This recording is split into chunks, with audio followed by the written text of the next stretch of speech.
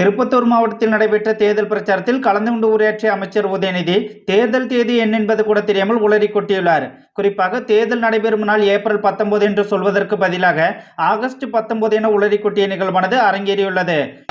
August 19 தேர்தல் நாள். இதனை பதிவிட்டு எதிர்த்தவர்கள் அமைச்சர் உதயநிதியை கிண்டடித்து வருகின்றனர்.